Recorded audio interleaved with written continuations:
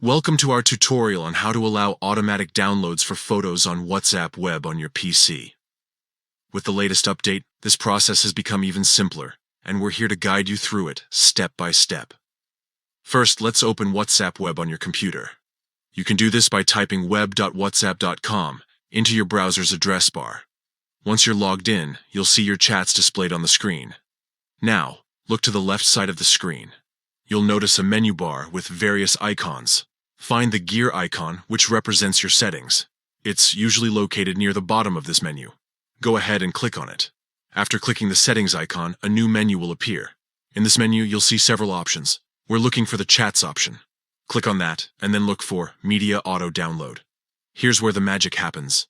In the Media Auto Download section, you'll see a list of different media types. Look for the Photos option. There should be a checkbox next to it. Simply click on this checkbox to enable automatic downloads for photos. And that's it.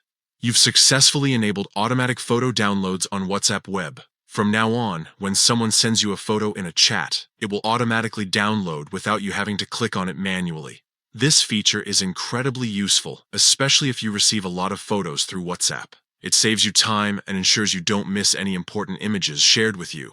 Remember, you can always go back to these settings and adjust them if you change your mind. You might want to disable this feature if you're concerned about data usage or storage space on your device. Thank you for watching our tutorial on how to allow automatic downloads for photos on WhatsApp web. We hope you found this guide helpful and easy to follow.